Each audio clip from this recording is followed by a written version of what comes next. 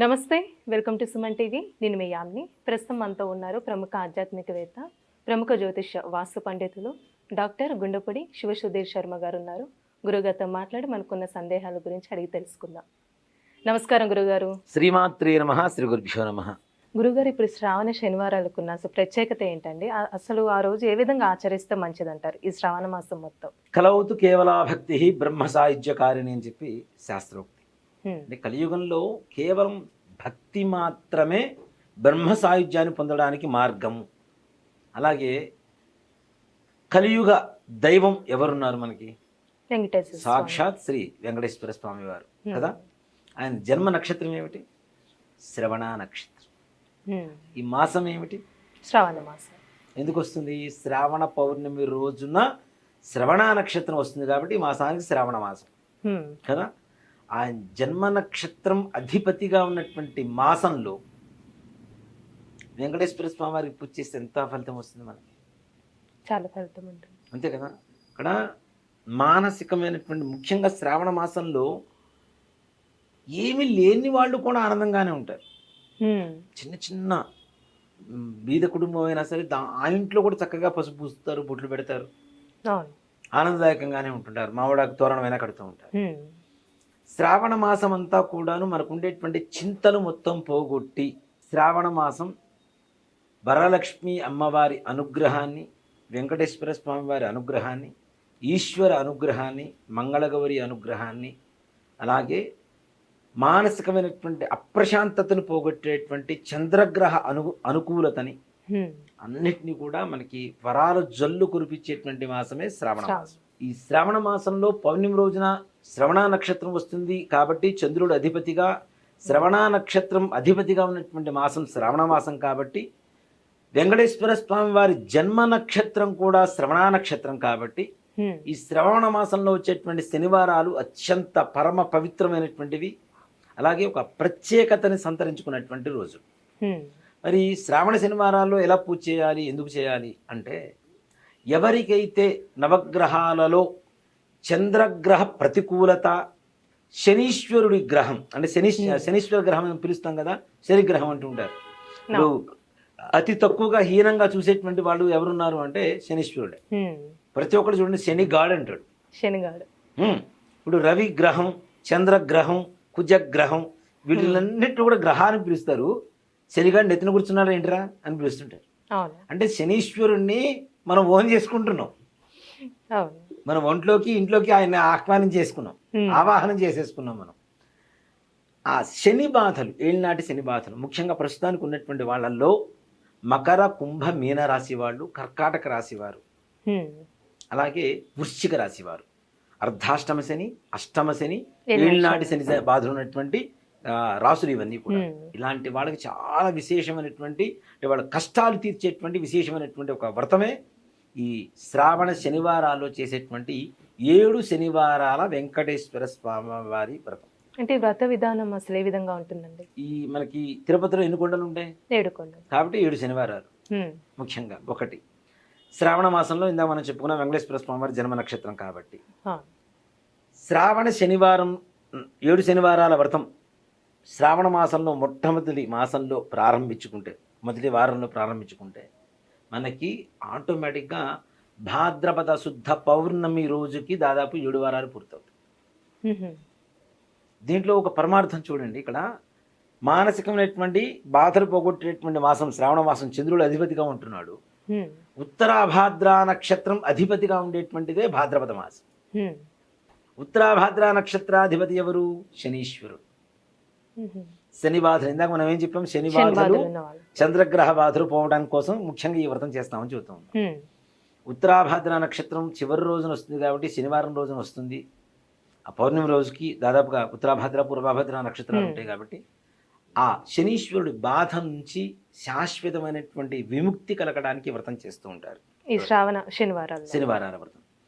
శ్రావణ శనివార వ్రతం చేయాలి అంటే మనం పూజ చేసుకున్నటువంటి గదిలో కావచ్చు, మరొక స్థలంలో కావచ్చు, పక్కన చక్కగా శుభ్రంగా ఆవుపేడతో అలికి వరిపిండి, పసుపు, కుంకుమ చూర్ణాలతో ముగ్గులు పెట్టి చక్కగా ఒక పీట, ఆ పీట కూడా శుభ్రంగా కడిగి మొత్తం తడారిపోయిన తర్వాత పసుపు పూసి కుంకుమ బియ్య పిండితో బొట్లు పెట్టి దాని మీద ఒక వస్త్రం పరిచి తుండుగుడ్డ, దాని మధ్యలో బియ్యం, ఆ బియ్యం మధ్యలో వెంకటేశ్వర స్వామి వారి కలశం ఉండాలి.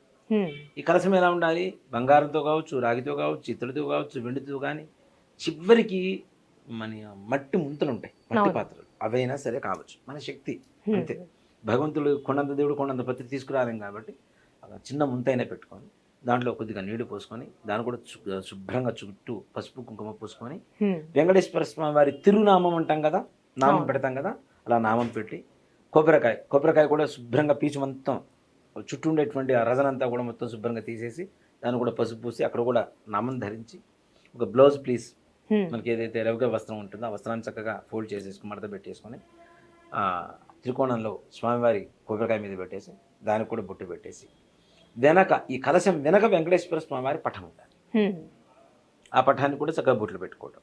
వీటితో పాటుగా మనకి వెంకటేశ్వర స్వామి వారి అనుగ్రహం అనేది చాలా తొందరగా కలుగుతూ ఉంటుంది. ఇప్పుడు మనం ఎక్కడైనా రోడ్డు మీద వెళ్ళేటప్పుడు చూడండి, శంఖ చక్ర నామాలు అలా వేసి ఉంటాయి, పసుపుతోనో దాంతో రాసి ఉంటారు. చూడగానే దండం పెడతామా లేదా? పెడతాం. కాబట్టి మన మనస్సు సంపూర్ణంగా వెంకటేశ్వర స్వామి వారి మీదనే నిమగ్నం చేస్తూ లగ్నం చేస్తూ ఆయన అక్కడ వచ్చి ఉన్నాడు అని చెప్పడానికి ఆ గోడ మీద కూడా చక్కగా శంఖ చక్ర నామాలు పసుపు కుంకుమ కలిపేసి చక్కగా బొట్టు పెట్టేసుకోవచ్చు. అంటే ఈ విధంగా మనం 7 వారాలు ఒకసారి పెట్టిన విధంగా దాన్ని కదిలించకూడదు. 7 శనివారాలు అదే విధంగా ఆ పీఠం అక్కడే ఉండాలి, దాన్ని కదిలించకూడదు. దాంతోపాటు అఖండం వెలిగించాలి. అఖండ దీపారాధన అంటాం కదా, ఎప్పుడు ఈ 24 గంటలు 7 శనివారాలు వెలుగుతూనే ఉండాలి. దాన్ని కూడా మట్టి ముక్కులు తెచ్చుకోవడం, చక్కగా శుభ్రంగా కడుక్కోవడం, చుట్టూ పసుపు పూసేసి గంధం పూసి బొట్లు పెట్టుకోవడం, 2 ముక్కులు ఒకదాని మీద ఒకటి పెట్టేసుకోవడం. ఒక విస్తరాకు తెచ్చుకొని విస్తరాకులో వడ్లు పోసి వడ్ల మధ్యలో ఈ మట్టి ముక్కులు పెట్టి నువ్వుల నూనె కావచ్చు, ఆవు నెయ్యి కావచ్చు, మన శక్తి కొలది. ఇంకా 7 వారాలు దీక్షలానే ఉండాలి తప్పనిసరిగా. ఈ 7 శనివారాలు ఈ అఖండం పెరుగుతూనే ఉండాలి. అందుకని అఖండం ఒత్తులు 2-3 ముందుగానే వేసుకుని నూనె వేసుకుని తడుపు పెట్టుకుంటే ఒకటి కొండెక్కే సమయానికి ఇంకోటి చక్కగా వెలిగించుకోవచ్చు మనం. అలా అఖండం దీపారాధన చేసుకోవాలి. బ్రాహ్మణ్ణి పిలిపించుకొని విఘ్నేశ్వర పూజ చేసి చక్కగా నవగ్రహ మండపారాధనతో సహా శ్రీ అలివేలు మంగా సమేత శ్రీ వెంకటేశ్వర స్వామి వారిని ఆవాహన చేసుకొని వ్రత కథ చదువుకొని అక్షతలు శిరస్సును దాచుకోవడం, ప్రతినిత్యం పూజ చేస్తూ ఉండాలి. ప్రతి శనివారం వ్రతం కథ ఇవన్నీ కూడా చేసుకుంటాం. ఇప్పుడు లాస్ట్ వారం ఏమైనా ప్రత్యేకంగా చేయాలండి? 7వ వారం ఇంకా అవకాశం ఉంటే భగవన్నామ సంకీర్తన, భగవన్నామ స్మరణ వేరు, సంకీర్తన వేరు. సంకీర్తన అంటే సంగీతం. చక్కగా ఏదైనా నామస్మరణ కావచ్చు, ఏదైనా భజన కావచ్చు, సంకీర్తన కావచ్చు. ఈ వ్రతమంతా కూడా పూర్తి చేసుకున్న తర్వాత ఒక 7 బ్రాహ్మణులకు కానీ ఏదో మీకు అవకాశం ఉండేటువంటి ఒక 7 పిలిపించి చక్కగా వాళ్ళకి ముందుగా వాళ్ళు తలస్నానం చేయడానికి ముందు రోజే వాళ్ళ ఇంట్లో మనం కొన్ని వస్తువులు ఇచ్చేసి రావాలి. కుంకుడుకాయలు పెట్టుకోవడానికి, బ్రాహ్మణులకి నూనె ఇవన్నీ కూడా ఇచ్చేసి రావాలి. బొట్టు కట్టుకోవడానికి వస్త్రం కూడా ఇచ్చేసి వస్తే వాళ్ళు మొత్తం కట్టుకొని స్నానం చేసి కట్టుకొని వస్తారు. వచ్చిన తర్వాత చక్కగా వారికి పాద పూజ చేసి వారికి భోజనం పెట్టడం. భోజనం పెట్టే అవకాశం లేదంటే స్వయం పాకం ఇవ్వడం. 7 సప్త మహర్షుల అనుగ్రహం తప్పనిసరి కలుగుతుంది. 7 అంటే సప్త మహర్షులు కదా, ఈ సప్త మహర్షుల అనుగ్రహం తప్పనిసరి కలుగుతుంది. ఋషి వాక్కు అంటాం మనం. ఋషి వాక్కు అంటే పొరపాటును కూడా పొల్లుపోదు, వాళ్ళు ఇచ్చితే జరగాల్సింది కదా. వాళ్ళు మనస్ఫూర్తిగా ఏదైతే మిమ్మల్ని ఆశీర్వదిస్తున్నారో ఆ ఆశీర్వచనాలు ఖచ్చితంగా నిజమవుతాయి ఈ 7 శనివారాల వ్రతం చేయడం ద్వారా. శ్రావణ మాసంలో శనివారం వెంకటేశ్వర స్వామి వారికి చాలా చాలా పవిత్రమైనటువంటి రోజు.